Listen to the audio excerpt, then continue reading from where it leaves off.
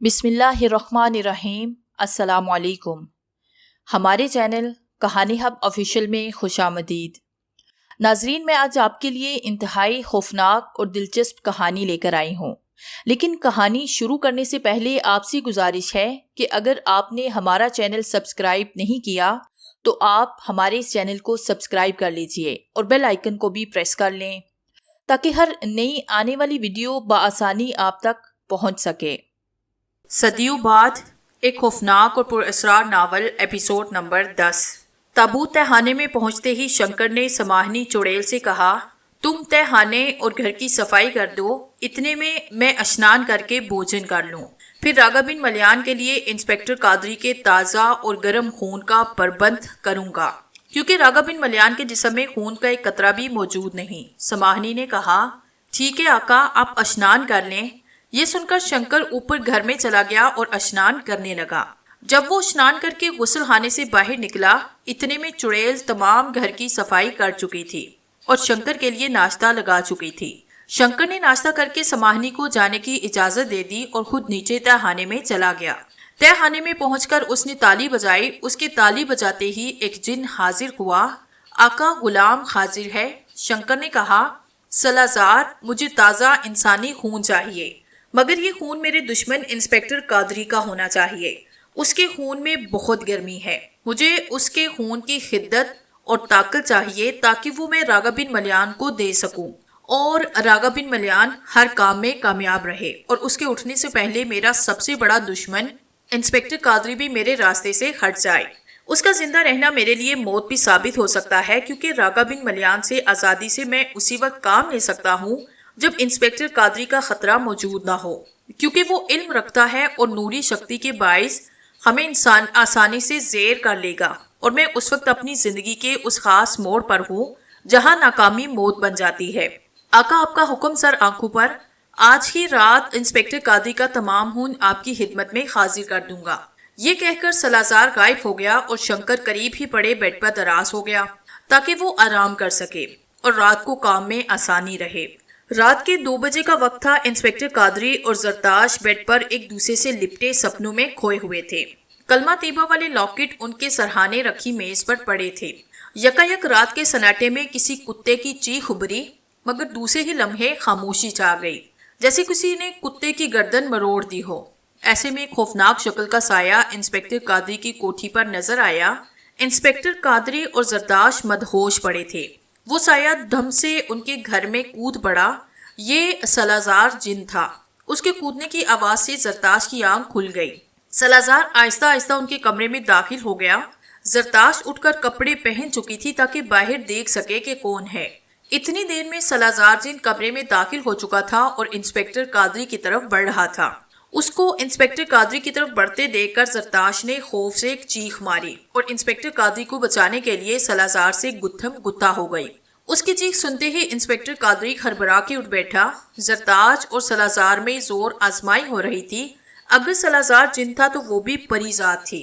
उसने एक ही झटके में सलाजार को जमीन पर दे मारा और इससे पहले कि सलाजार उठकर जरताज से टकराता, वो कमरे में पड़ा एक लोहे का राड उठाकर सलाजार के सीने में उतार चुकी थी। लोहे का राड सीने में उतरते ही सलाजार तड़पने लगा और फिर चंद ही सेकंड के बाद उसके जिस्म में आग लग गई और वो देखते ही देखते राख के ढेर में तब्दील हो गया। इंस्पेक्टर कादरी भी बेड से उतरकर खड़ा हो चुका था और आंखें मल मल कर सलाजार को जलते देख रहा था। जरताज को सलाजार से लड़ते लड़ते सांस चढ़ चुका था और वो खड़ी अपनी सांसें दुरुस्त कर रही थी। इंस्पेक्टर कादरी के खड़े होते ही वो दौड़कर उससे लिपटी। इंस्पेक्टर कादरी ने उसकी कमर पर थपकी देते हुए कहा, शाबाश जरताश, तुम तो बड़ी बहादुर लड़की हो। मैं तो तुम्हें वैसे ही नाजुक सी समझता था, मगर आज तुमने साबित कर दिया है कि तुम मेरा बाजू हो। अब मैं अकेला नहीं हूँ, हम 2 हैं। ये कहकर उसने हाथ बढ़ाकर ट्यूबलाइट ऑन की और सलाजार की राख को देखने लगा और फिर एक कपड़े से पकड़कर उस लोहे के राड को उठाया और उसे सूंघ कर देखा और अस्बात में सर हिलाने लगा जैसे वो सब कुछ समझ गया हो। जरताश ने पूछा, क्या बात है? मरने वाला एक आछी कबीले का जिन था। इस आछी कबीले की हिद्दत इतनी ज्यादा है कि अगर लोहे को इनके जिस्म से रगड़ा जाए तो आग लग जाती है। इसीलिए ये जिन लोहे से दूर भागते हैं। जिस तरह गंधक को रगड़ने से वो जल उठती है, इसी तरह लोहे की रगड़ से इनके जिस्म जल उठते हैं। तुमने तो लाइल्मीन में अपने बचाव की खातिर इसके सीने में लोहे का राड मारा था, मगर वही लोड़ा इसकी मौत का सबूत बना। मैं यही देख रहा था कि राड के लगते ही ये कैसे जल गया। ये सुनकर जरताश ने कहा, इतनी तुम्हारी उम्र नहीं जितनी अक्लमंदी की तुम बातें करते हो। तुम्हें जिन्नों और दूसरी मखलूकात के मुतल्लिक इतनी मालूमात कैसे मिल गई, जबकि ये बात तो मेरे इल्म में भी नहीं थी। मालूमात के लिए उम्र का ज्यादा होना जरूरी नहीं होता, इसके लिए भी अक्ल की जरूरत होती है, और हर इंसान को उसके काम और उसकी जरूरत के हिसाब से अल्लाह ताला ने उसे अक्ल दी है। अब हम सामरी के किले कब जाएंगे? अब तो मेरा पासपोर्ट भी बन चुका है, जरताश ने पूछा। जवाब में इंस्पेक्टर कादरी मुखातिब हुआ, इस दिन के हमले से तो मुझे यही लगता है कि अब हमारे दुश्मन यहीं आ चुके हैं और इस बार हमें मारने की पूरी तैयारी करके आए हैं। अभी 2-4 दिन देखते हैं क्या होता है। अगर मजीद कोई ऐसा वाकया हुआ तो फिर सामरी के किले में चलेंगे। मजीद तसल्ली के लिए मैं कल मालूमात भी हासिल कर लूंगा कि इस जिन को किसने बेचा था और इसने हम पर हमला क्यों किया। ठीक है, जैसे आपकी मर्जी। फिर वो दोनों दोबारा बिस्तर पर आ लेटे और इधर उधर की बातें करने लगे। ट्यूबलाइट उन्होंने जलती ही रहने दी। शंकर अपने घर के तहखाने में टीवी पर ये सब कुछ देख रहा था। सलाजार के मलते ही उसने टीवी बंद किया। उसके माथे पर परेशानी की शिकनें साफ दिखाई दे रही थी।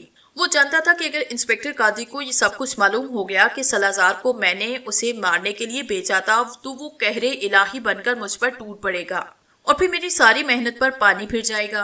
उसने सोचा, इंस्पेक्टर कादरी कल किसी वक्त मालूम करेगा, मुझे उससे पहले पहले रागा बिन मलियान को उठाना होगा, वरना बदरूहों का शिकारी इंस्पेक्टर कादरी मुझे कुत्ते की मौत मारेगा।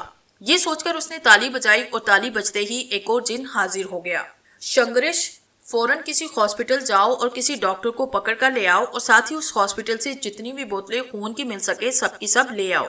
ये सुनते ही शंगरिश जिन गायब हो गया और चंद ही लम्हों के बाद वो एक डॉक्टर और खून की बोतलों समेत शंकर के सामने था। उन बोतलों और डॉक्टर को पैड पर डालकर वो गायब हो गया। डॉक्टर आंखें मल मल कर चारों तरफ देख रहा था और हैरान हो रहा था कि मैं कहाँ आ गया हूँ। शायद वो रात की ड्यूटी के दौरान सो रहा था और शंगराज उसे सोते को उठा लाया था। शंकर की तरफ देखकर उसने पूछा, आप कौन हैं और मैं इस वक्त कहाँ हूँ? घबराने या परेशान होने की जरूरत नहीं डॉक्टर साहिब, मैंने आपको सिर्फ इसलिए तकलीफ दी कि एक इंसान को खून देना है और उसे उसी वक्त खून देना जरूरी है। तुम उस इंसान को हॉस्पिटल भी ला सकते थे। ये कौन सा तरीका है किसी भी मरीज को खून लगवाने का? ये तो गैर कानूनी काम है, डॉक्टर ने तल्ख लहजे में कहा। मेरे पास बहस के लिए अब वक्त नहीं। खून की बोतलें आपके सामने हैं और मरीज इस ताबूत में है। ताबूत पर नजर पड़ते ही डॉक्टर का रंग उड़ गया, क्योंकि एक तो ताबूत आम ताबूत की निस्बत काफी बड़ा था। दूसरे ताबूत में मरीज की बजाय कोई लाश ही हो सकती थी, क्योंकि मरीजों को भला ताबूत में कौन रखता है। फिर उसने सोचा, जो शख्स इतनी रात गई मुझे हॉस्पिटल से यहाँ मंगवा सकता है, अगर उसका काम ना करूं तो ये मुझे मार भी सकता है। ये सोचकर उसने शंकर से कहा, ठीक है, मैं तुम्हारे मरीज को खून लगा दूंगा, मगर इसके लिए पहले इसका ब्लड ग्रुप चेक करना पड़ेगा। शंकर ने उसके कंधे को थिपथिपाते हुए कहा, आप इसे जिस ग्रुप का मर्जी खून लगा दें, ये मरने वालों में से नहीं, मगर इसको खून लगाने के लिए नीडल और दूसरी कई चीजों की जरूरत होती है। ठीक है, तुम ये सब चीजें लिखकर दे दो, मैं अभी मंगवा देता हूँ। ये कहकर शंकर ने कागज और कलम उसकी तरफ बढ़ाते हुए कहा। डॉक्टर ने खामोशी से जरूरी अशिया उस पर लिखकर शंकर को कागज पकड़ा दिया। शंकर ने एक बार फिर ताली बजाई और शंकरेश फिर से आ मौजूद हुआ। शंकर ने उसे कागज देते हुए कहा, ये सब चीजें फौरन ले आओ। शंकरेश को देखते ही डॉक्टर कई कदम पीछे हटा। वो समझ चुका था कि मैं किसी शैतानी चक्कर में फंस गया हूँ। ये भगवान दास हॉस्पिटल का डॉक्टर प्रकाश था। वो शंकरेश के जाते ही दिल में अश्लोक पढ़ने लगा। शंकर ने उसकी हालत से अंदाजा लगा लिया कि ये अश्लोक पढ़ने में मसरूफ है। उसने मुस्कुराकर डॉक्टर प्रकाश की तरफ देखा और कहा, ये अश्लोक पढ़ने बंद करो, इनका मुझ पर कुछ असर होने वाला नहीं, उल्टा तुम ही अपनी जान से हार दो बैठोगे। ये सुनते ही डॉक्टर प्रकाश फौरन चुप हुआ। इतने में शंकरेश तमाम चीजें रखकर जा चुका था। शंकर ने आगे बढ़कर ताबूत खोला और रागा बिन मलियान की तरफ देखते हुए कहा, घबराओ मत लागा, मैंने तुम्हारे लिए खून का बंदोबस्त कर लिया है। अब तुम फिर से चलने फिरने के काबिल हो जाओगे। शंकर की ताबूत खोलते ही डॉक्टर प्रकाश ने ताबूत में झांक कर देखा और खौफजदा होकर पीछे हट गया, क्योंकि उसमें मौजूद लाश की आंखें खुली थी और वो उन्हीं की तरफ देख रहा था। वैसे भी लाश की लंबाई 6-7 गज के करीब होगी। ऐसे जिंदा मुर्दे को देखकर डर जाना एक फितरी अमल था। मगर शंकर ने उसे तसल्ली दी, आपको घबराने की जरूरत नहीं है, चिंता मत करें, बेखौफ होकर अपना काम करें, हम इस काम का आपको मुआवजा भी देंगे। डॉक्टर प्रकाश ने सोचा, आप मेरी जान बख्शी कर दें, यही काफी है। और फिर उसने खून की बोतल उठाकर हैंडल पर लटकाई, नीडल लगाकर ब्लड सप्लाई चेक करके राघव बिन मलयान के बाजू की रग में नीडल लगाकर टेप लगा दी। अब आहिस्ता आहिस्ता खून राघव बिन मलयान के जिस्म में जा रहा था। शंकर ने कहा, खून की रफ्तार फुल खोल दो, इससे मरीज को नुकसान हो सकता है, इसको कुछ भी नहीं होगा, आप चिंता न करें। डॉक्टर प्रकाश ने ब्लड सप्लाई फुल खोल दी और खून राघव बिन मलयान की रगों में तेजी के साथ जाने लगा। अब आहिस्ता आहिस्ता राघव बिन मलयान का सफेद चेहरा स्याह होता जा रहा था। अभी इसको 3 बोतलें ही लगी हुई थी, सुबह हो गई। शंकर ने दोबारा संग्रेश को बुलाया और उसे हुक्म दिया कि डॉक्टर साहिब को 10,000 रुपए देकर वापस हॉस्पिटल छोड़ आओ। संग्रेश फौरन ही उसे हॉस्पिटल पहुंचा आया। उसके आते ही शंकर ने उससे कहा, दिल्ली शहर से बाहर पुरानी शमशान घाट में फौरन एक कमरा तैयार करो जिसमें ये ताबूत अच्छी तरह रखा जा सके और इसकी छत इतनी ऊंची हो कि राघव बिन मलयान इसमें आसानी से खड़ा हो सके। और फिर ये ताबूत और उस कमरे का सामान वहां रखाओ और मुझे भी साथ ले जाना, मगर वो कमरा किसी को दिखाई नहीं देना चाहिए। संग्रेश गायब हो गया और कुछ ही देर के बाद वापिस आया और दूसरे ही लम्हे शंकर को सामान समेत उस कमरे में रख दिया और खुद गायब हो गया। राघव बिन मलयान को खून अब भी चढ़ रहा था और शंकर एक बोतल हानि होने के बाद दूसरी खुद ही लगा देता था, क्योंकि इसका तरीका वो रात को देख चुका था। यके बाद दीगरे कई बोतलें राघव बिन मलयान के जिस्म में जा चुकी थी और अब वो अच्छी तरह होशो खास में था। सुबह होते ही भगवान दास हॉस्पिटल में खून की बोतलों की चोरी की खबर फैल गई। डॉक्टर प्रकाश ने खुद जाकर हॉस्पिटल में खून की चोरी की खबर दी थी। अभी वो रिपोर्ट दर्ज कराकर निकल ही रहा था कि इंस्पेक्टर कादरी पहुंच गया। कल रात उसने छुट्टी की थी, इसलिए आज वो जल्दी आया था ताकि जरूरी काम निपटा सके। डॉक्टर प्रकाश को देखते ही उसने पूछा, डॉक्टर साहिब आप सुबह ही सुबह यहाँ कैसे? डॉक्टर प्रकाश इंस्पेक्टर कादरी को देखते ही घबराया और कहने लगा, बस वैसे ही आया था, हॉस्पिटल से कुछ खून की बोतलें चोरी हो गई हैं, उनकी रिपोर्ट लिखवाई है। खून की बोतलों की चोरी की खबर, इस पर डॉक्टर प्रकाश को घबराया हुआ देखकर इंस्पेक्टर कादरी समझ गया कि जरूर कोई गड़बड़ है। उसने डॉक्टर प्रकाश को अपने साथ आने का कहा और जीप एक तरफ खड़ी करके अपने कमरे की तरफ चल दिया। डॉक्टर प्रकाश भी उसके पीछे पीछे था। कमरे में दाखिल होते ही उसने डॉक्टर प्रकाश को बैठने का इशारा किया और खुद भी एक कुर्सी खींचकर उसके सामने बैठ गया और उससे पूछा, आपके हॉस्पिटल के ब्लड बैंक में कितनी खून की बोतलें मौजूद थी? 60, जो सब की सब चोरी हो गई। रात को हॉस्पिटल में ड्यूटी पर कौन था? रात की ड्यूटी मेरी ही थी। डॉक्टर प्रकाश ने परेशानी से पहलू बदलते हुए कहा, पुलिस जब तफ्तीश करेगी तो इब्तिदा आपसे ही होगी और पुलिस के तरीके तफ्तीश की आपको बखूबी खबर है। इस सिलसिले में आपका जिस्मानी रिमांड भी लिया जाएगा। मैं आपसे अच्छी तरह से वाकिफ हूँ कि आप शहरी अच्छे हैं, मगर मैं भी आपकी कोई मदद नहीं कर सकूंगा। आप इस सिलसिले में कानून की मदद करेंगे तो इसमें आप ही का फायदा होगा। अगर आपको किसी पर शक हो तो उसका नाम बताएं, या अगर आपका उसमें कोई हाथ है तो मुझे साफ साफ बता दें, मैं वादा करता हूँ कि मैं आपको बचा लूंगा। इंस्पेक्टर कादरी की बातें सुनकर डॉक्टर प्रकाश और भी परेशान हो गया और कहने लगा, इंस्पेक्टर साहिब इसमें मेरा कोई हाथ नहीं, मैं तो उस वक्त सो रहा था। फिर उसने तमाम वाकया इंस्पेक्टर कादरी को सुना दिया।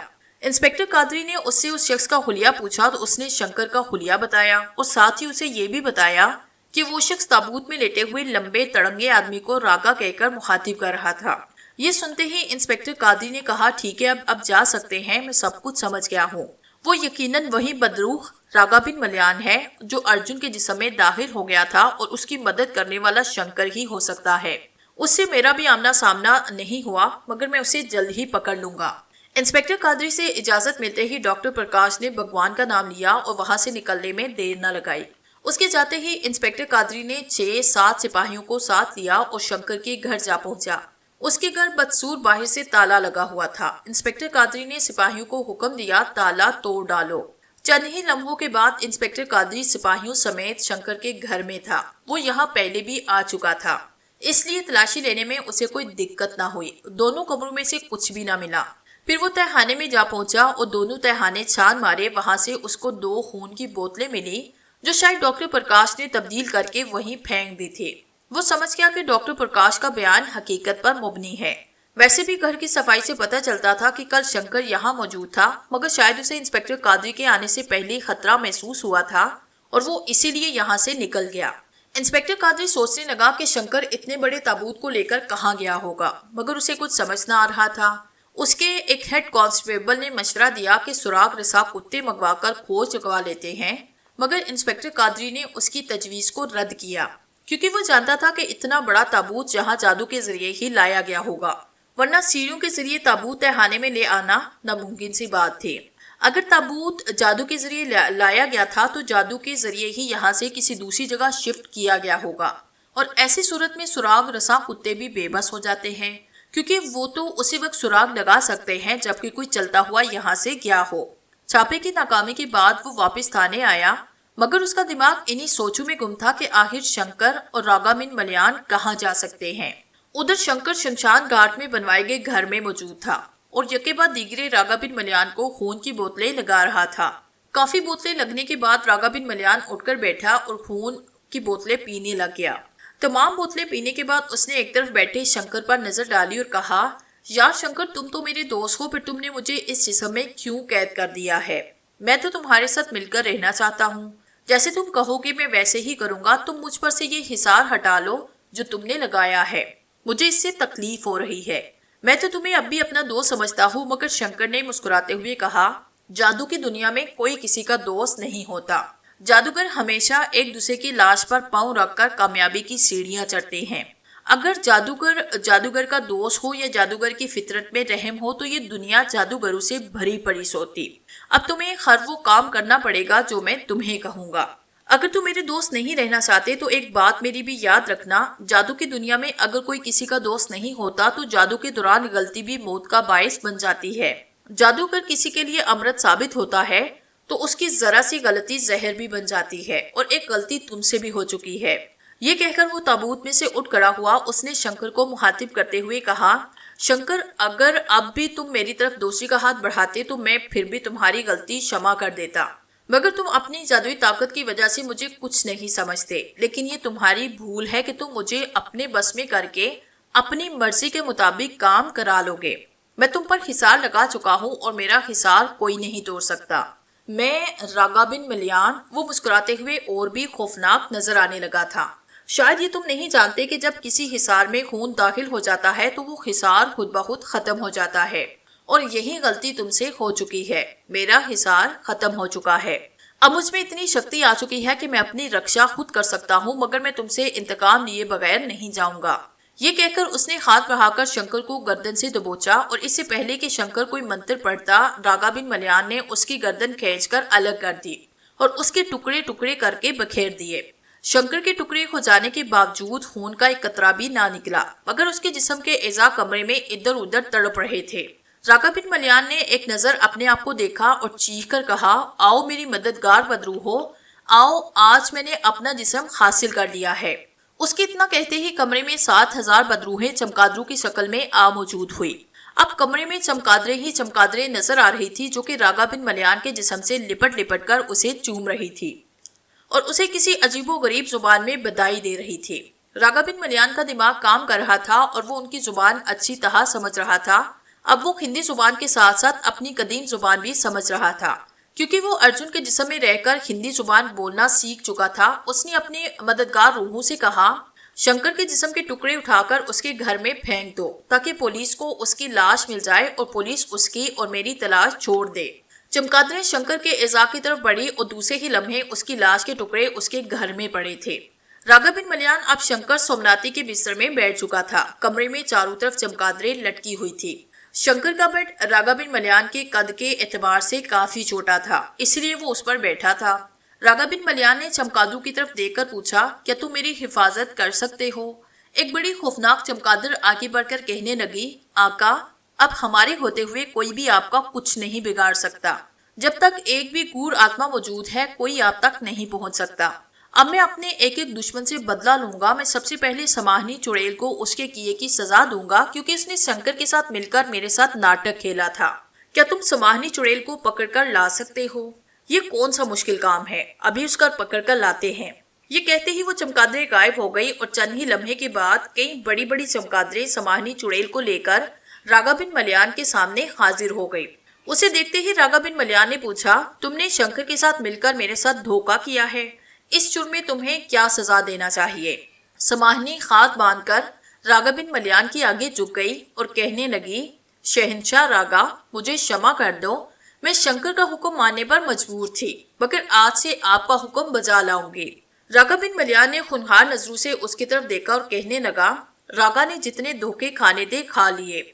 अब न तो रागा को कोई धोखा दे सकता है और न ही रागा आस्तीन में सांप पालेगा। फिर उसने चमगादड़ से कहा, इसे इसके जुर्म की सजा के तौर पर रागा मौत देना चाहता है। इसकी एक एक बोटी नोच डालो, इसका खून पी लो।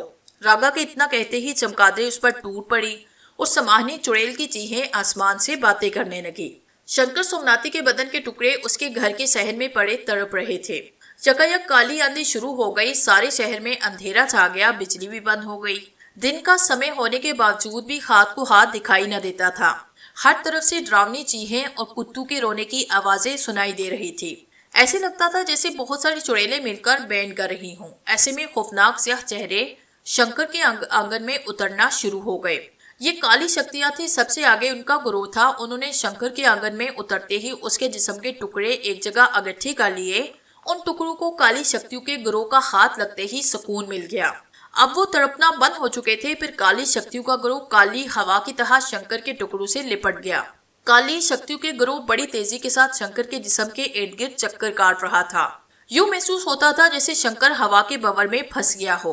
फिर शंकर के जिस्म के टुकड़े एक एक करके जुड़ने लगे और चंद ही मिनट के बाद उसके जिस्म के तमाम टुकड़े जुड़ चुके थे और उसकी सांसें भी चल पड़ी थी। फिर उसने अपनी आंखें खोली। काली शक्तियों का गुरु रुक गया। अब वो उसके सामने खड़ा था।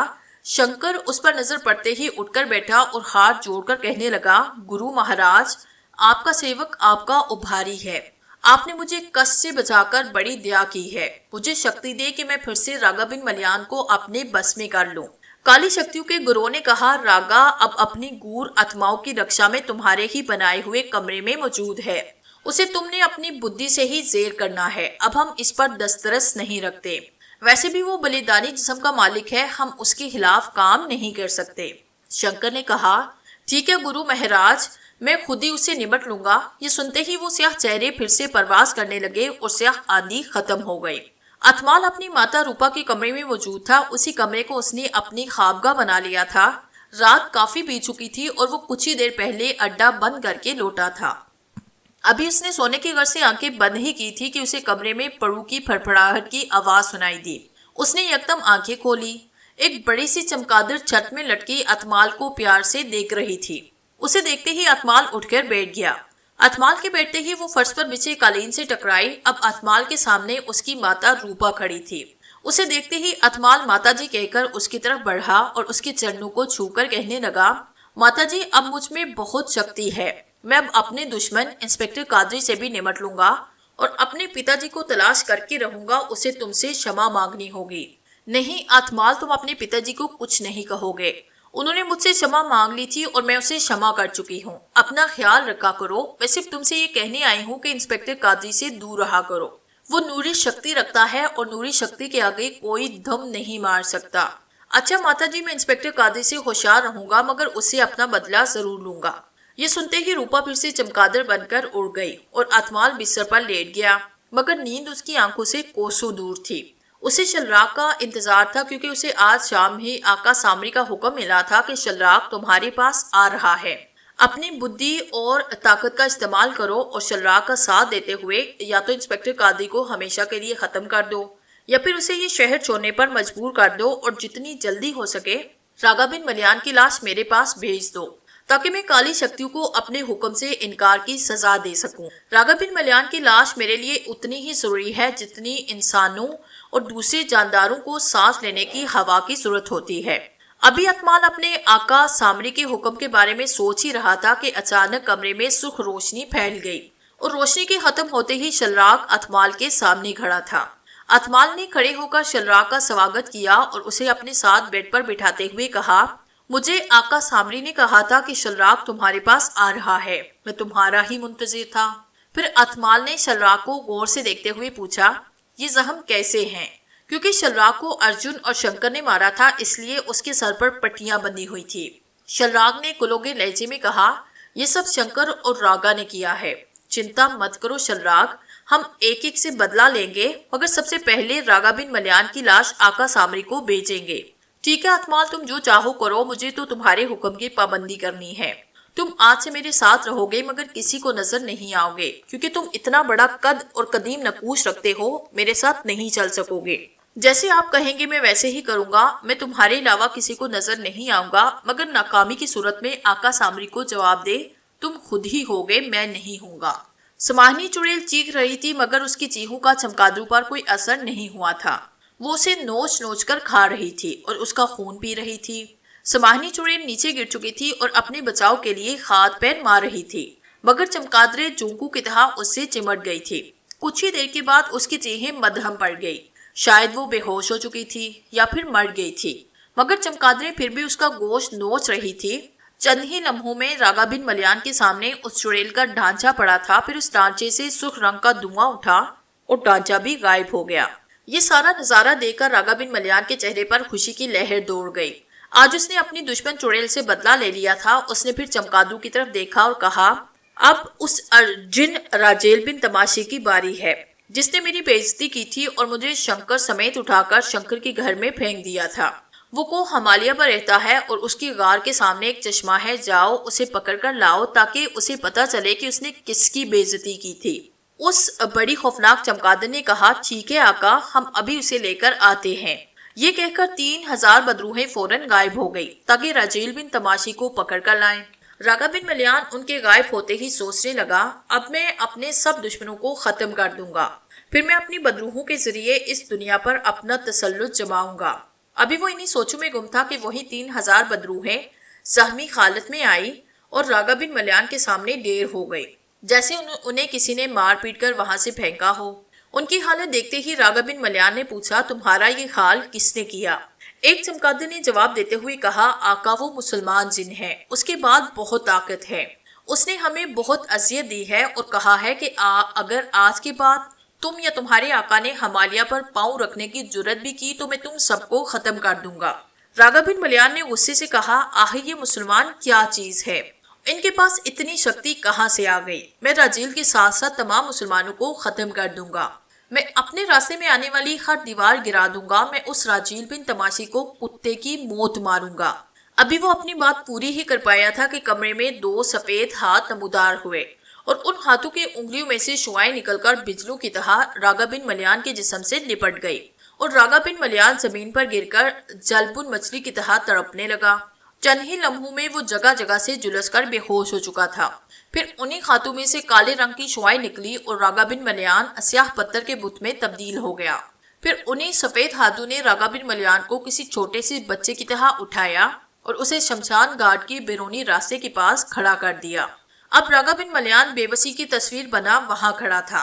वो देख सकता था, सुन सकता था, मगर अपनी जगह से हिल भी ना सकता था और ना ही उसमें बोलने की कुव्वत थी। उसकी मददगार बदरूहें उसके ऊपर चक्कर लगा रही थी, मगर वो उसे वापस असली हालत में लाने की शक्ति नहीं रखती थी। कुछ ही देर उसके ऊपर प्रवास करने के बाद वो वापस शमशान घाट में बने उस कमरे की तरफ लौट गई जहां कुछ देर पहले रागा बिन मलियान बैठा था। वहां काफी बदरूहें जख्मी हालत में पड़ी थी। शंकर ने काली शक्तियों के जाने के बाद रागा बिन मलियान के बारे में सोचा। उसका ख्याल आते ही गुस्से से उसकी सांसें तेज हो गई और उसके चेहरे पर तनी हुई रंगें साफ दिखाई देने लगी। वो मुंह ही मुंह में बड़बड़ाया, रागा बिन मलियान, तू क्या समझता है कि मैं इतनी आसानी से मर जाऊंगा? नहीं, मैं तुझे कुत्ते की तरह अपने तलवे चाटने पर मजबूर कर दूंगा। तू मौत की तमन्ना करेगा, मगर मैं तुझे मौत भी न दूंगा। मैं मुस्तकबिल का होने वाला साहिरे आजम हूँ। तू मुझे मार नहीं सकते। अगर मैं चाहूँ तो तुझे मौत के घाट उतार सकता हूँ, मगर मैंने तुझसे बहुत से काम लेने हैं। मैं तुझे मारूंगा नहीं, मैं तुझे अपने काम करने पर मजबूर कर दूंगा। ये कहकर उसने कोई मंत्र पढ़ा और समाहनी चुड़ैल को आवाज दी, मगर वो चुड़ैल हाजिर न हुई। उसने दोबारा चुड़ैल को पुकारा, मगर वो हाजिर न हुई। उसने सोचा, इसका मतलब है कि वो चुड़ैल भी मुर्दा हो चुकी है और इसका ख्याल है कि उसकी मुझसे जान छूट गई। उसे भी सबक सिखाना पड़ेगा ताकि फिर कभी देर न करे। ये सोचकर उसने अपनी उंगली से अपने घर के आंगन में एक दायरा खींचा और उसके सामने खड़े होकर कोई मंत्र पढ़ा। मंत्र पढ़ते ही उस दायरे में एक ढांचा नमूदार हुआ। उसे देखते ही शंकर हैरत ज़दा रह गया और पूछने लगा, तुम कौन हो? उस ढांचे ने कराहते हुए कहा, आका मैं समाहनी चुड़ैल हूँ। दर्द की शिद्दत की वजह से फौरन हाजिर न हो सकी, जिसके लिए मैं क्षमा चाहती हूँ। तुम्हारा ये हाल किसने किया? आका, मैं तो अपने घर में मौजूद थी कि राघव बिन मलियान की बदरूहें मुझे पकड़कर राघव बिन मलियान के सामने ले गई और उसी के हुक्म पर मेरे जिस्म से गोश्त नोच लिया। अगर मैं आपकी रक्षा में ना होती तो अब तक मर चुकी होती। तुम जाकर आराम करो और जब मैं बुलाऊं चली आना। राघव बिन मलियान से मैं खुद ही निमट लूंगा। ये सुनते ही समाहनी का ढांचा गायब हुआ। उसके गायब होते ही शंकर ने हाथ का इशारा किया और शंकरेश हाजिर हुआ। ये वही जिन था जिसने शमशान घाट में कमरा बनाया था और राघव बिन मलियान का ताबूत वहां मुंतकिल किया था। उसने हाजिर होते ही पूछा, क्या हुक्म है मेरे आका? मुझे फौरन ही उस कमरे में पहुंचा दो जिसमें राघव बिन मलियान का ताबूत और मेरा सामान था। उस जिन ने शंकर को फौरन उस कमरे में पहुंचाया। वहां चमगादड़ों की शक्ल में बदरूहें मौजूद थी। शंकर और उसके जिन शंकरेश को देखते ही बदरूहें गायब हो गई। ताबूत अभी तक खुला पड़ा था मगर राघव बिन मलियान का दूर दूर तक पता न था। शंकर ने हैरान होते हुए कहा, शंकरेश, राघव बिन मलियान का पता करो, वो कहाँ है? इतना बड़ा कद रखते हुए वो शहर तो निकल नहीं सकता। ये हुक्म सुनते ही शंकरेश गायब हुआ। उसने आकर बताया कि राघव बिन मलियान तो पूरे दिल्ली शहर में कहीं नहीं। मैंने चारों तरफ दूर दूर तक पता किया मगर वो इतनी जल्दी कहाँ जा सकती है?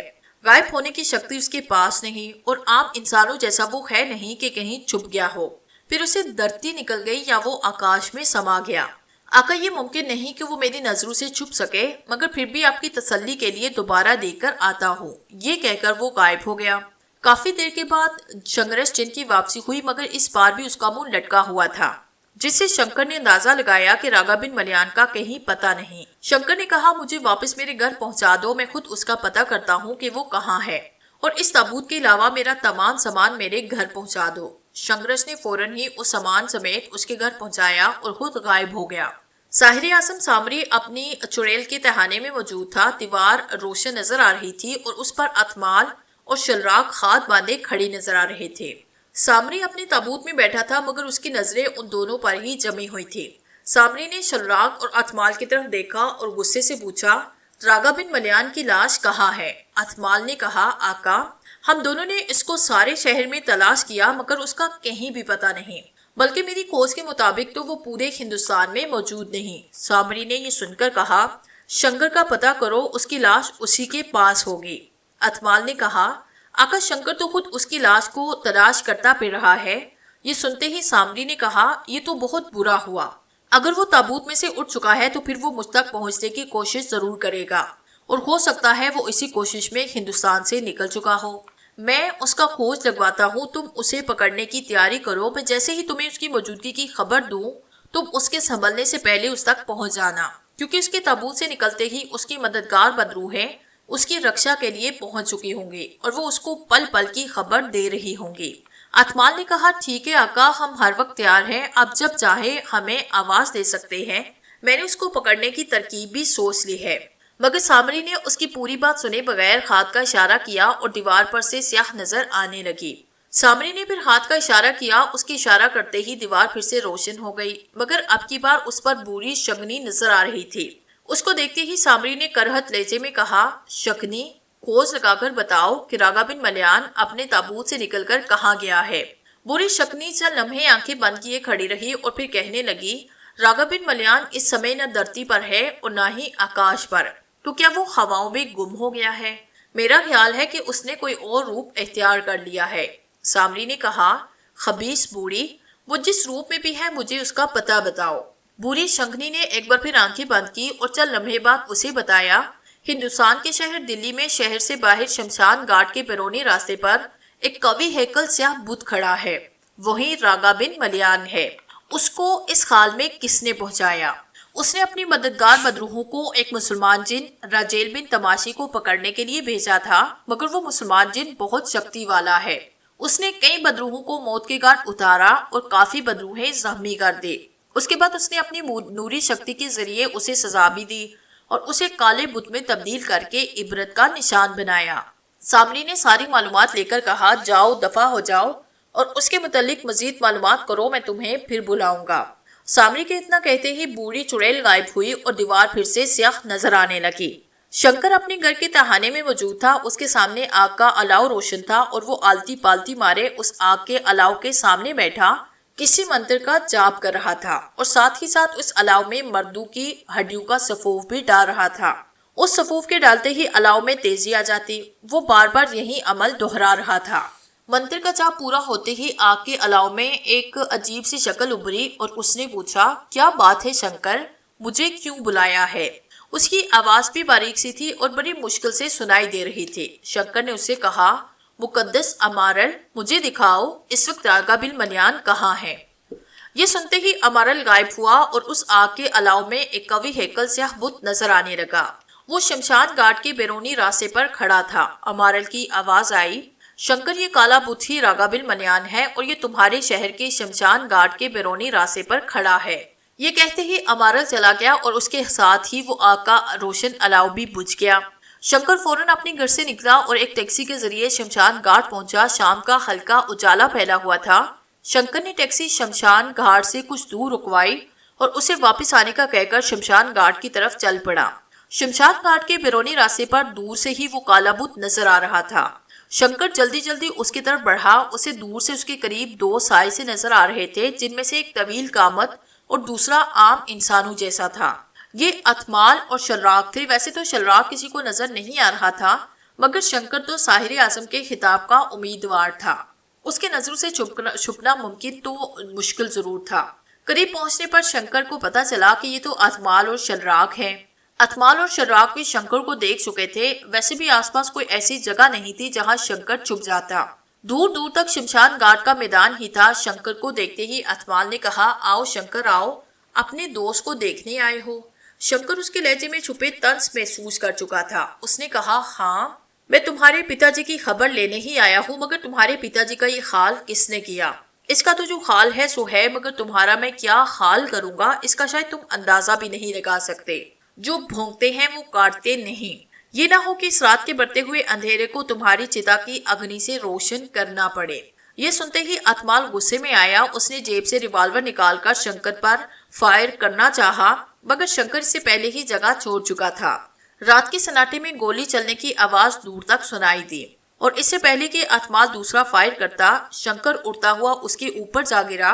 उसके गिरने से अथमाल भी लड़खड़ाकर गिर पड़ा और रिवॉल्वर उसके हाथ से छूटकर दूर जा गिरा। शंकर ने मजबूती से उसका गला पकड़ा और दबाने लगा। अथमाल ने उसके पेट में मुक्का दे मारा, मगर शंकर पर तो जैसे लड़ने का भूत सवार था। उसने पूरी ताकत से अथमाल का गला घोंटा। अथमाल की आंखें उगल पड़ी और वो जानकनी की सी कैफियत में हाथ पांव मारने लगा। उसे तड़पते देखकर शंकर ने कहा, तुम क्या समझते हो, तुम में बहुत ज्यादा ताकत है, मगर मेरा नाम भी शंकर सोमनाथी है। शर्राक खड़ा उनकी हाथापाई देख रहा था। वो सोच रहा था कि अच्छा है शंकर इस अथमाल को खत्म कर दे, ताकि आका सामरी को पता लगे कि मेरे अलावा कोई और उसका दस्ते रास्त नहीं बन सकता। अभी अथमाल और शंकर में मौत और जिंदगी की कशमकश जारी थी कि किसी जीप के आने की आवाज सुनाई दी। इससे पहले कि वो संभल कर कुछ करते, पुलिस उनके गिर्द घेरा डाल चुकी थी। पुलिस को देखते ही वो दोनों एक दूसरे को छोड़कर खड़े हो गए। खड़े होते ही शंकर ने संघर्ष को बुलाने का मंत्र पढ़ा, मगर संघर्ष हासिल न हुआ।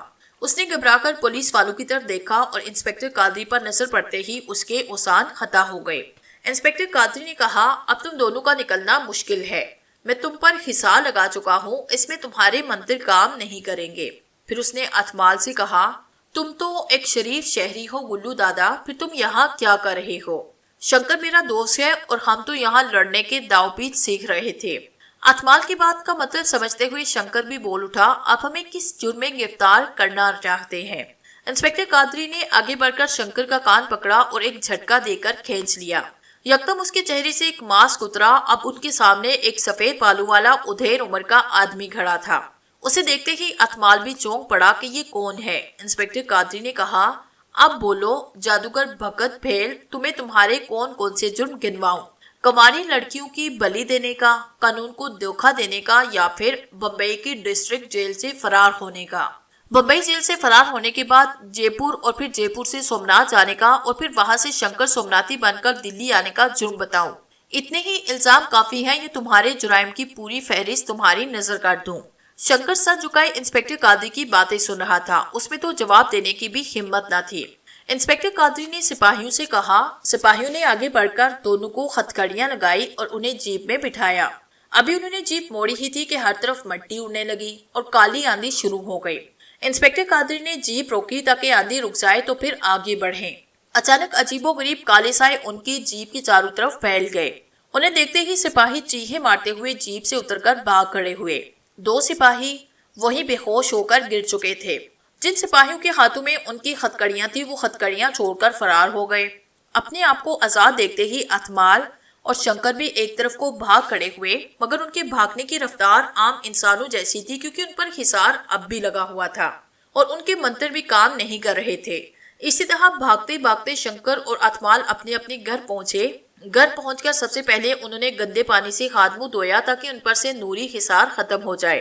अतमाल और शंकर के भागते ही काली आंधी खत्म हुई। इससे पहले कि इंस्पेक्टर कादरी उन दोनों का पीछा करता, वो नजरों से गायब हो चुके थे। इंस्पेक्टर कादरी ने काली आंधी के रुकते ही उन्हें आसपास चारों तरफ तलाश किया, मगर वो काफी दूर जा चुके थे। वैसे भी इंस्पेक्टर कादरी जानता था कि हाथ से निकल जाने वाले मुजरिम आसानी से दोबारा हाथ नहीं आते। शंकर के घर छापे की नाकामी के बाद इंस्पेक्टर कादरी ने सामग्री को बुलाकर मालूमात की थी कि रागा बिन मलियान और शंकर का पता करो कि वो कहाँ हैं। और जब उसने बताया कि शंकर अपने घर में है और रागा बिन मलियान पत्थर का बुत बना शमशान घाट के बैरूनी रास्ते पर खड़ा है, तो उसने अपने सिपाहियों समेत जीप काफी दूर खड़ी कर दी और दूर से ही अंधेरे में देख लेने वाली दूरबीन के जरिए निगरानी शुरू कर दी। वो जानता था कि शंकर और सामरी जादूगर इस बुत को हासिल करने जरूर आएंगे। सामरी तो ना आया, मगर अतमाल और शंकर वहां पहुंच गए। अब इंस्पेक्टर कादरी ये सोच रहा था कि अतमाल को रागा बिन मलियान से क्या दिलचस्पी हो सकती है। कहीं ऐसा तो नहीं कि अतमाल को मौजूदा शक्ति सामरी ने दी हो और वो सामरी के लिए ही काम कर रहा हो। यकीनन ऐसा ही है। ये सोचकर उसने बेहोश सिपाहियों को जगाया और वापस थाने चल दिया। रात का 1 बज चुका था। हर तरफ हू का आलम था। शमशान घाट में हर तरफ भूतों का राज था। ऐसे में अतमाल और शर्राक वहीं शमशान घाट के बैरूनी रास्ते पर पहुंच चुके थे। उस समय दूर दूर तक कोई न था। शंकर का ख्याल था कि रात को इंस्पेक्टर कादरी जरूर इस बुत की निगरानी करेगा, इसलिए वो अपने घर में पड़ा ख्वाबों की दुनिया में घूमता। उसने दूसरा मास्क लगाया और अब वो शंकर ही नजर आ रहा था। उसने फैसला किया था कि वो दिन में किसी तरह उस बुत को हासिल करने की कोशिश करेगा, क्योंकि इस वक्त निगरानी पर कोई ना होगा। अतमाल और शर्राक रात को जाग रहे थे और अतमाल थोड़ी थोड़ी देर के बाद शर्राक से पूछ रहा था कि अब देखो वहां कोई निगरानी पर तो नहीं है। शर्राक अपनी आंखें बंद करके देखता और अतमाल को कहता कि अब वहां कोई नहीं। आखिर रात के 1 बजे अतमाल ने कहा, अब मुझे वहां ले चलो। अब वो दोनों रागा बिन मलियान के तवील कामत बुत के पास खड़े थे और अतमाल शर्राक से कह रहा था, शर्राक इस समय हमारे दुश्मनों का दूर दूर तक भी पता नहीं।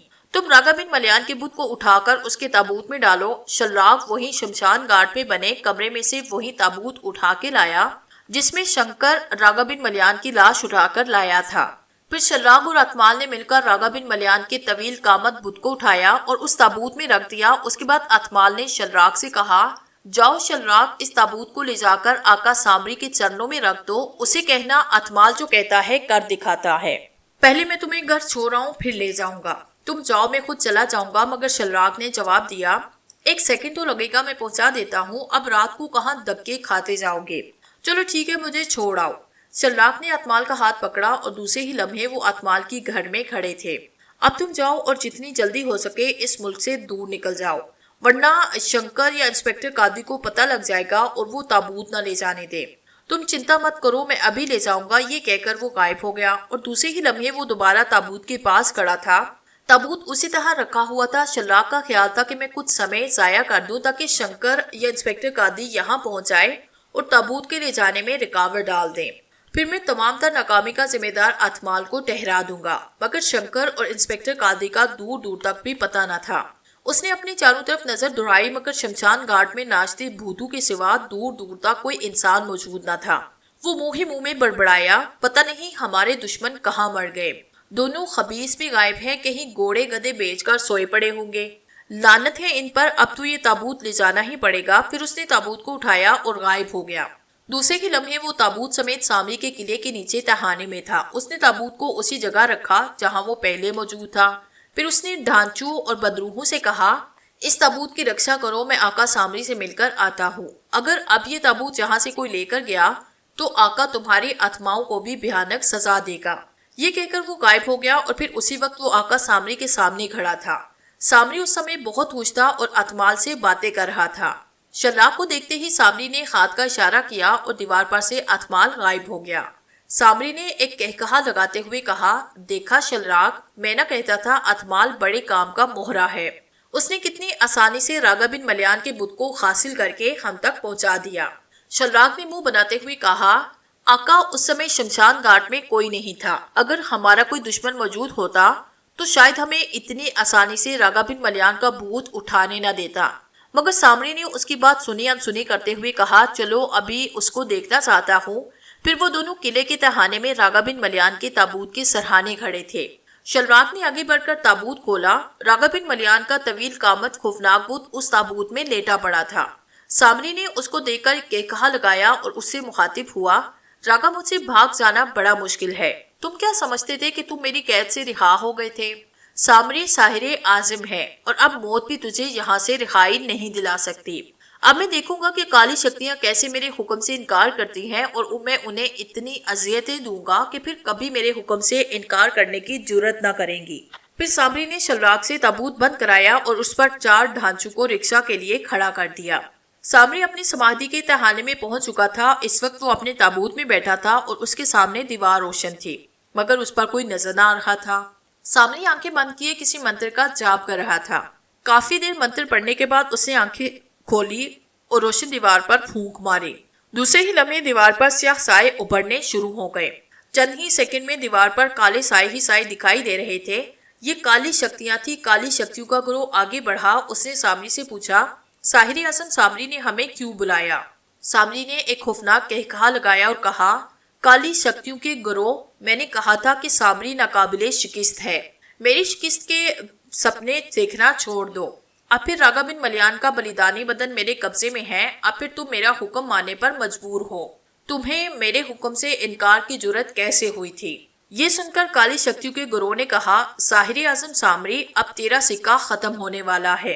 हार तेरा मुकद्दर बन चुकी है और जिसका वाज़ी सबूत वो बुत है जो तुम्हारे कब्जे में है।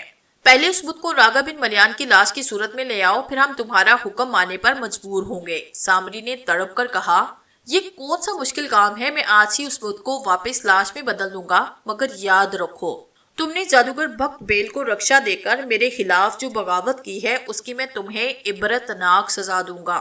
मैंने जादूगर भक्त बेल की बढ़ती हुई शक्ति देकर उसे खत्म कर दिया था, मगर उसे तुमने रक्षा दी और उसको शंकर का नाम देकर फिर से मेरे मुकाबिल ला खड़ा किया। मुझे अतमाल ने सब कुछ बता दिया। तुम्हारी चली हुई चाल नाकाम हो चुकी है। अब तुम अपने अंजाम के लिए तैयार रहना। काली शक्तियों के गुरों ने नफरत से सामरी की तरफ देखा और जवाब दिया, साहिर आजम सामरी, ये तो तुझे उस समय पता लगेगा जब तू इस बुत को लाश बनाएगा कि वो कौन है और रागा बिन मलयान कहाँ है। तुम ये कहना चाहते हो कि वो रागा बिन मलयान नहीं बल्कि कोई और है? हाँ बिल्कुल, वो रागा बिन मलयान नहीं। और जब तक तुम रागा बिन मलयान की लाश हासिल नहीं कर लेते उस समय तक हमें बुलाने की कोशिश मत करना। ये कहते ही काली शक्तियां गायब हो गई और रोशन दीवार फिर से स्याह हो गई। ये कैसे हो सकता है कि वो रागा बिन मलयान नहीं? सामने जेरे लब बड़बड़ाया, मुझे बूढ़ी शगनी में भी यही बताया था और अतमाल ने अपनी निगरानी में उसे मेरे पास भिजवाया है। ये कैसे हो सकता है कि अतमाल भी धोखा खा गया हो? इन काली शक्तियों ने अपनी जान बचाने के लिए मुझसे झूठ बोला है। मैं उसको वापस लाश में बदल दूंगा और फिर उन काली शक्तियों को उनके झूठ की सजा दूंगा। ये सोचकर सामरी सीधा अपने किले में जा पहुंचा। शलराग उस वक्त वहीं था। उसने शलराग से कहा, काली शक्तियों का गुरु कहता है कि वो रागा बिन मलयान का बुत नहीं। आका, आप ही ने अतमाल को बताया था कि रागा बिन मलयान को पत्थर के बुत में तब्दील कर दिया गया है और उसका बुत शमशान घाट के बैरूनी रास्ते पर खड़ा है। उस बुत के अलावा वहां कोई और बुत नहीं था। हमने आपको ये बुत ला के दिया। इसमें कोई खता है तो अतमाल की है, क्योंकि उसने मुझे जो बुत दिया मैं ले आया। मुझे तो आपने उसका हुक्म मानने के लिए कहा था। शलराग दिल ही दिल में खुश हो रहा था कि अब अतमाल की शामत आएगी। मगर सामरी ने कुछ सोचते हुए कहा, चलो मेरे साथ में देखता हूँ कि वो बुत किसका है। फिर वो दोनों नीचे तहाने में जा पहुंचे। उन्हें देखकर चारों मुहाफिज ढांचे एक तरफ खड़े हो गए। जरताश अपने कमरे में सो रही थी। इंस्पेक्टर कादरी अपनी ड्यूटी पर था। रात गहरी हो चुकी थी। ऐसे में इंस्पेक्टर कादरी के घर के सहन में जमीन फटी और उसमें से एक तंदूमंद नौजवान हाथ में त्रिशूल थामे बरामद हुआ। ये धरती का देवता सोमदाम था। वो धरती में से निकलकर इंस्पेक्टर कादरी के कमरे की तरफ बढ़ा, जहां जरताश ख्वाबे खरगोश के मजे लूट रही थी। सोमदान के आगे बढ़ते ही दरवाजा बगैर आवाज के खुलता चला गया। सोमदान आहिस्ता आहिस्ता चलता हुआ जरताज के सरहाने जा खड़ा हुआ। जरताज के सरहाने बेड की दराज पर एक छोटा सा स्याह बुत पड़ा था जो इंस्पेक्टर कादरी कल ही लाया था। सोमदान कमरे में चारों तरफ नजर दौड़ा रहा था। आखिर उसकी नजरें उस बुत पर आकर टिक गई। उस बुत को देखते ही सोमदान के चेहरे पर मुस्कुराहट फैल गई। उसने आहिस्ता से बुत उठाकर बगौर देखा और फिर जेब में डाल लिया। बुत को जेब में डालते ही वो कमरे से निकलता चला गया। उसके बाहर डालते ही दरवाजा उसी तरह बंद हो गया। सोमदान जिस रास्ते से आया था उसी रास्ते से वापस चला गया और शक धरती वापस बराबर हो गई। इंस्पेक्टर कादिर जब सुबह घर पहुंचा तो उसने उस काले बुत को गायब पाया। उसने जरताज से पूछा कि वो काला बुत कहाँ है। मुझे क्या मालूम, आपने यही रखा था, मैंने तो उसे खाद तक नहीं लगाया। इंस्पेक्टर कादरी ने परेशानी के आलम में सारा घर छान मारा मगर उस बुत को न मिलना था और ना ही मिला। जरताज ने उसे परेशान देकर पूछा, क्या वो बुत बहुत जरूरी था? इंस्पेक्टर कादरी ने कुर्सी पर बैठकर टेक लगाते हुए कहा, हाँ वो बहुत कीमती बुत था। क्या वो सोने का बुत था? देखने से तो वो पत्थर ही का लगता था तो वो पत्थर ही, मगर वो रागा बिन मलियान था। उसे एक मुसलमान जिन ने पत्थर के बुत में तब्दील कर दिया और सामरी और दूसरे कई लोग उसे हासिल करने के चक्कर में थे। मैं उसे छोटे से बुत में तब्दील करके घर ले आया था और उसकी जगह अपने एक कारिंदे सम्राट को उसकी जगह खड़ा कर आया था, जिसको सामरी के साथी असली रागा बिन मलियान समझकर उठाकर ले गए। अगर वो रागा बिन मलियान का बुत था तो उसे हिफाजत से रखते। जो होना था हो चुका, तुम नाश्ता ले आओ, फिर मैं देखता हूँ। और वो बुत कौन ले गया? सामरी ने शल्लाग को ताबूत खोलने का हुक्म दिया। शल्लाग ने आगे बढ़कर ताबूत का ढक्कन उठाया। सामरी ने बगौर उस बुत का मुआयना किया और कहा, शक्ल से तो रागा बिन मलियान ही लगता है, मगर अभी पता चल जाता है कि ये कौन है। ये कहकर उसने कोई मंत्र पढ़कर उस बुत पर फूंक मारी, मगर बुत टस से मस भी न हुआ। फिर उसने काफी मंत्र पढ़कर उस काले बुत पर फूंके, मगर वो पत्थर का पत्थर ही रहा। ये देखकर सामरी ने शल्लाग से कहा, इस पर तो हमारा कोई मंत्र कारगर नहीं हो रहा। ये रागा बिन मलियान नहीं हो सकता। अगर ये रागा बिन मलियान होता तो मेरे मंत्रों की शक्ति से अब तक वापस लाश बन चुका होता। आका सामरी, ये भी तो हो सकता है कि इस पर किसी ने हिसार कायम कर रखा हो, जिसकी वजह से इस पर मंत्र काम ना कर रहे हो। सामरी ने चुपती हुई नजरों से शल्लाग की तरफ देखा और कहा, मुझे तुमने दीवाना समझ रखा है। तुम्हारा क्या ख्याल है?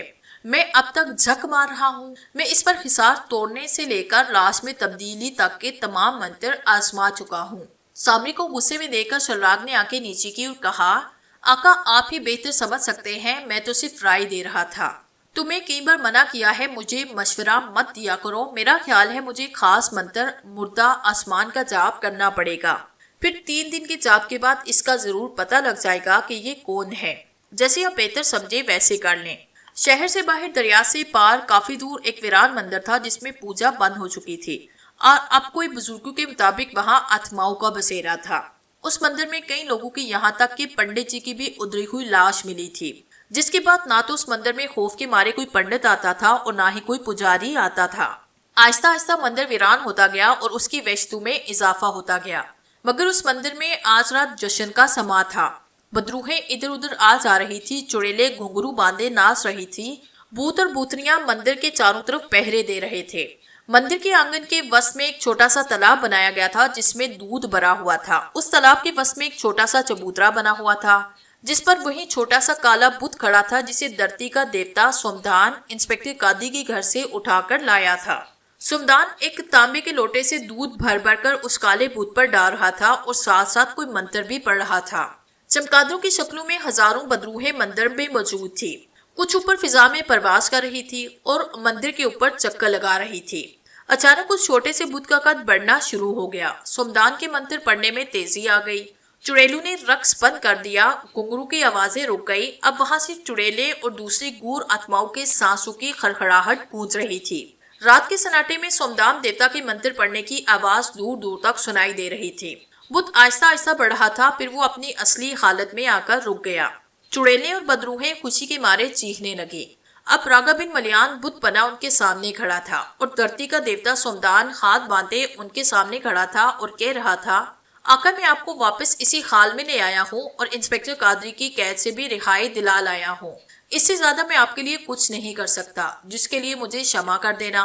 मुझ में इतनी शक्ति नहीं कि मैं राजेल बिन तमाशी के अमल का तोड़ कर सकूं। इंस्पेक्टर कादरी भी आप पर हिसाब लगाना भूल गया था, इसलिए मैं आपको इसी हालत में वापस ले आया हूँ। आका रागा बिन मलियान, मैं आपको एक बात बताना चाहता हूँ, और वो ये कि सामरी ने आपसे कहा था कि मेरे अमल के बाद धरती का देवता सोमदान तुम्हारा गुलाम होगा और तुम जिस रूप में आना चाहोगे, यानी जिस भी जिस्म में दाखिल होना चाहोगे, हो जाओगे। आका सामरी ने आपको गलत बताया था। मैं तो उसके अमल से नहीं बल्कि आपके जन्म से ही आपका गुलाम हूँ, मगर मैं आपको मौजूदा हालत से मुक्ति नहीं दिला सकता। इसके लिए मैं आपसे क्षमा चाहता हूँ। आपकी मददगार बदरूह हैं और मेरे पैरोकार चुड़ैल और बुत आपकी रक्षा करेंगे। मैं जल्द ही 1000 जिन्नात आपकी रक्षा के लिए भेज दूंगा। ये कहकर सोमनाथ गायब हो गया। चुड़ैलें फिर से रक्स करके अपनी खुशी का इजहार करने लगी। चमगादड़ें भी खुशी से शोर मचाने लगी और फिजा में नाच नाच कर गोते लगाने लगी। रागा बिन मलियान बुत बना खड़ा था और सोच रहा था कि सामरी ने मेरे साथ कितना बड़ा धोखा किया। अगर मुझे पहले ही पता लग जाता तो मैं उसके झांसे में आने की बजाय उसकी और शलराग की गर्दन मरोड़ देता। मगर अब क्या हो सकता है? अब कुछ नहीं हो सकता। काश मैं उस मुसलमान जिन ग्राजेल बिन तमाशी को पकड़कर लाने का हुक्म न देता, बल्कि अपने असली दुश्मन सामरी और शलराग को मौत के घाट उतार देता। मगर अब तो सामरी और शलराग खुश होंगे, वो तो मुझे बचाने की कोशिश नहीं करेंगे। मुझे इस समय एक ही शख्स बचा सकता था, क्योंकि उसे मेरी जरूरत थी, और वो था शंकर। मगर उसे तो मैंने मार दिया, लेकिन वो तो शमशान घाट में मौजूद था और उसका असल नाम जादूगर भक्त बेल है। शायद उसने अपने जिस्म पर कोई जादू कर रखा था, इसीलिए तो वो बच गया। इसीलिए उसके जिस्म से खून ना निकला था और वो जिंदा है। अगर उसे पता लग गया कि मैं यहाँ हूँ तो वो मुझे जरूर हासिल करने आएगा। उसमें बड़ी शक्ति है, वो जरूर मुझे बचा लेगा। ये सोचकर उसको कुछ सुकून मिला। शंकर उस समय शमशान घाट के बाहर मौजूद था। शमशान घाट में काफी लोग मौजूद थे, शायद किसी की चिता जलाई जा रही थी। शमशान घाट के बाहर खड़ा शंकर इधर उधर देख रहा था, मगर रागा बिन मलियान के बुत का कहीं पता न था। वो आहिस्ता आहिस्ता दरिया के पार वीरान इलाके की तरफ चल दिया ताकि अकेले में मालूमात कर सके। फिर एक जगह दरख्तों का झुंड देखकर वो वहां पहुंच गया। वहां पहुंचकर उसने इधर उधर देखा, मगर दूर दूर तक कोई न था। उसने समाहनी चुड़ैल को आवाज दी। उसका ढांचा फौरन ही हाजिर हुआ। उसने समाहनी चुड़ैल से पूछा, समाहनी, इस समय रागा बिन मलियान का बुत कहाँ है और उसे कौन ले गया? समाहनी चुड़ैल ने चारों तरफ गर्दन घुमाई, जिससे उसकी गर्दन की हड्डियों में से कड़कड़ाहट की खौफनाक आवाज उभरे और फिर उसकी खोपड़ी एक तरफ रुक गई। आकर रागा बिन मलियान का बुत जहां से कुछ दूर एक वीरान मंदिर में खड़ा है और उसे वहां धरती के देवता सोमदान ने पहुंचाया है। उसकी रक्षा पर रागा बिन मलियान की बदरूहें और समदान की गुलाम चुड़ैले और बूत खड़े हैं। आपका वहां जाना खतरे से खाली नहीं, क्योंकि मुझे इस हाल तक रागा बिन मलियान की बदरूह चमगादड़ों ने पहुंचाया है। समाहनी की बात सुनकर शंकर ने कहा, अगर शंकर चुड़ैलों और बदरूहों से डरता तो आज वो साहिर आजम के खिताब का उम्मीदवार ना होता। ये कहकर वो मंदिर को जाने वाले रास्ते की तरफ बढ़ा और समाहनी गायब हो गई। कुछ ही देर के बाद शंकर इस शिकस्ता हाल मंदिर के दरवाजे तक पहुंच गया। ये मंदिर सड़क के कुछ दूर दरख्तों के दरमियान में था, इसलिए सड़क पर से नजर नहीं आता था। शंकर को देखते ही भूत उसकी तरफ लिपके, मगर शंकर हिसार लगा चुका था। ये रक्षित हिसार था, जिसकी वजह से भूत या चुड़ैलें वगैरह उसके करीब ना आ सकते थे। भूत उसके गिर्द सुख दायरा देकर जहां थे वहीं रुक गए, क्योंकि वो जानते थे कि अगर शंकर को छूने की कोशिश की तो इस संसार से हमेशा के लिए मुक्ति मिल जाएगी। शंकर बड़े रौब से चलता हुआ दरवाजे की तरफ बढ़ा। फिर उसने एक धक्का दिया और दरवाजा उखड़कर आंगन में जा गिरा। उसके अंदर दाखिल होते ही हर तरफ चीखो पुकार मच गई। चमगादड़ी फिजा में बुलंद हुई, चुड़ैलें चीहे मारती हुई वहां से निकल भागी। अब शंकर रागा बिन मलियान के बुत के सामने खड़ा था और मुस्कुराकर उसकी तरफ देख रहा था। शंकर को देखकर रागा बिन मलियान का दिल बाग बाग हो गया। वो शंकर से बात नहीं कर सकता था, उससे मिल नहीं सकता था, मगर उसे देखते ही हौसला बढ़ गया कि शंकर मुझे इस अजाब से जरूर निजात दिलाएगा। शंकर ने उसकी तरफ देखते हुए कहा, रागा बिन मलियान, आज से तुम मुझे फिर से अपना दोस्त पाओगे, मगर याद रखना मुझसे धोखा करने की कोशिश मत करना, वरना शंकर की शक्ति से तुम वाकिफ हो। उसे शंकर के पांव पड़ते देखकर तमाम चुड़ैलें और बूढ़ आत्माएं दम बखुद रह गई और अगले ही लम्हे वो भी हाथ बांधे शंकर के सामने खड़े थे। रागा बिन मलियान ने शंकर के चरणों में से उठकर बदरूहों से कहा, मेरी मददगार बदरूहो और मेरे रक्षित चुड़ैलों, शंकर मेरा दोस्त भी है और मेरा उस्ताद भी। आज के बाद ये मेरे साथ ही रहेगा और इसका हर हुक्म मानना तुम्हारा कर्तव्य है।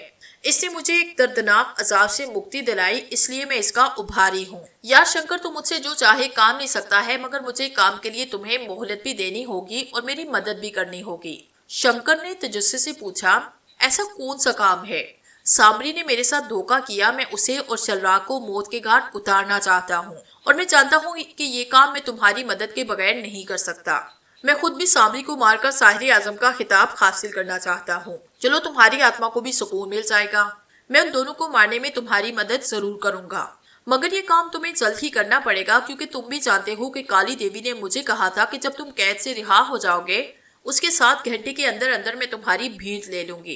पहले जब मैंने तुम्हें मारा था तो उसके कुछ ही देर के बाद मैं पत्थर के बुत में तब्दील हो गया, मगर अब काली देवी मुझे मार देगी। शंकर ने 2 चुड़ैलों से कहा कि यहाँ मंदिर में एक बड़ा कमरा साफ कर दो और मेरे घर का सामान यहाँ ले आओ। उन्हें हुक्म देकर शंकर फिर रागा बिन मलियान की तरफ मुतवज्जे हुआ और कहने लगा, मैंने तुम्हें उस समय भी कहा था कि मैं तुम्हें काली देवी से बचा लूंगा और अब भी कहता हूँ कि काली देवी मेरे होते हुए तुम्हारा कुछ नहीं बिगाड़ सकती। अभी शंकर ने इतना ही कहा था कि हर तरफ अंधेरा फैल गया और काली देवी उनके सामने आ खड़ी हुई। उसके एक हाथ में तलवार और दूसरे में एक ताजा कटा हुआ इंसानी सर था और उसके और भी कई हाथ थे, मगर वो खाली थे।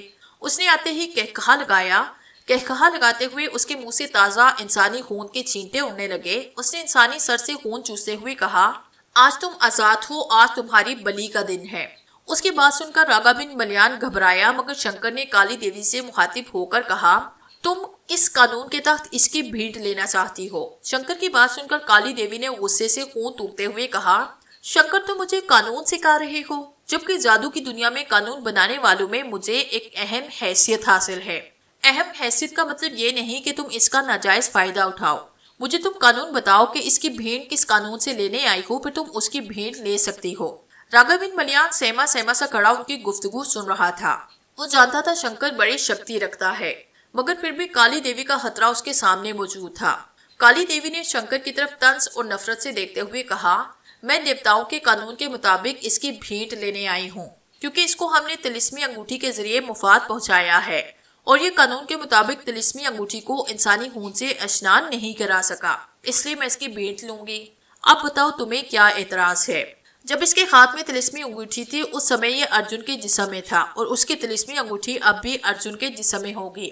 तुमने उस समय अर्जुन के जिस्म को मुफाद पहुंचाया था, इसलिए तुम अर्जुन के जिस्म की भीड़ की हकदार हो और इसका जिस्म सामरी के किले के तहाने में मौजूद है। जाओ उसकी भीड़ लो, वरना शंकर कानून बता सकता है तो इस पर अमल दराम भी करा सकता है।